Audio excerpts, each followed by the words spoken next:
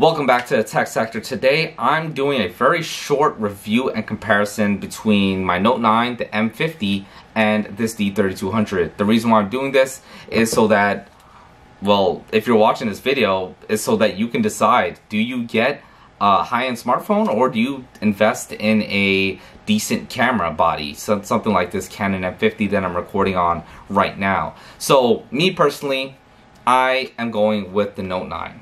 I actually literally last week bought this M50 on Black Friday and I got it on sale for 600 bucks. So I went from my Nikon D3200, which I've been using for like 2 years, and I upgraded to this. This is a big upgrade.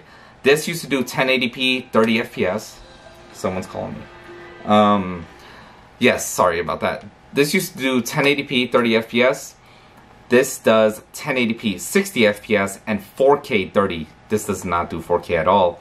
And this does 4K 60 FPS, 1080p 120 frames per second. So that's a big difference right there. Now, I do admit, during low light, all these cameras perform completely differently. To be honest with you, I actually think this performs the best in low light, meaning this has the least amount of noise in the picture, meaning that graininess look. And this in 1080p mode does look worse than the Canon does in 1080p mode. But in 4K, this is amazing compared to the 4K that comes out of the Canon. And the reason why is because, I don't know why the 4K comes out of Canon, it's just terrible. It's 4K 30 and it's very choppy and it's cropped in a lot, and it actually, sorry, I'm trying to think what's the word. It loses autofocus. So Canon has some of the best autofocus on the market, and well, in 1080p mode, well, as you guys can see, the autofocus is pretty good, pretty fast. I like it. And the fact is that in 4K mode, the autofocus, the speed gets cut in half, and I don't know why that is, but it is what it is, and that's why I'm going with the Note 9. The 4K 60 is great, and the autofocus still works amazingly. What I'm going to do is I'm going to downsample the 4K footage that comes out of this down to 1080p, and now I'm going to have super pretty 1080p. And well, remember, everything's still going inside of my cage right here. I don't think I've ever shown this setup, but I've got a little tripod here, my little cage, mic and light and all this stuff. And well, having all that really steps my game up in terms of stability when it comes to videos and all this other stuff. And lugging around something like an M50 or a Nikon is a pain in the ass, whereas I could literally throw this in my car, and if I want to film something, well, I have a little clip. I could just clip my phone in and I'm filming on the go with no issues. Whereas with my M50, sometimes the batteries die and, well, I'm forgetful. I forget to recharge it. I might forget to empty out the SD card and stuff like that. So I'm just trying to declutter my life. And I'm trying to make filming for me fast and easy. And for someone that's not a pro, I'm not a pro. I'm not going to utilize all the different types of lenses and all this other stuff that you get on something like a Canon M50 or a Nikon.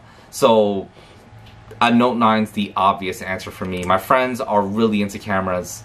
They have A7s and GH4s, and they really utilize the capabilities of those things because their photography is amazing. Their videography is amazing. Mine's isn't. And that's because I don't care about it. I literally put it in auto mode and I hit record. That's it. I take pictures in auto mode. I know I'm bad when it comes to this stuff, but I'm slowly trying to get better, and I feel like the easiest way for me to put out better, higher quality content is for me to get a device that I can use very easily and very quickly and on the go. So that's why I'm going with the Note 9.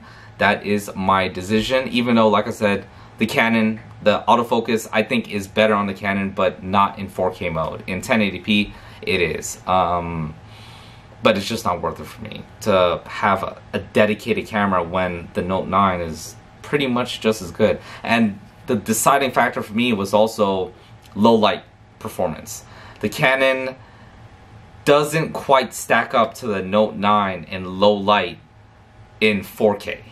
So like I said, the 4K that comes out of this is a lot better than even the best quality 1080p I could get out of this. And like I said, the 4K that comes out of the M50 is garbage. So I'm going to throw in a bunch of clips here and there, hopefully showing some comparisons, and you guys can make your own judgment. But like I said, from now on, I'll be going with the Note 9, and this is the last time you'll be seeing me on the M50. But let's do a live switch. So what I did last week was I actually switched from the, I switched from the Nikon D3200 to the Canon M50 in live time. So I'm gonna go ahead, I'm gonna set everything in ultra, and I'm gonna leave it on the rear camera. I know I have a fruity looking case, and now I'm gonna switch over to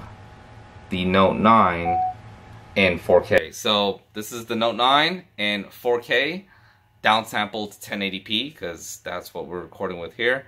And I hope this was a good comparison for you guys. So I will see you in the next one, and I hope you guys enjoyed.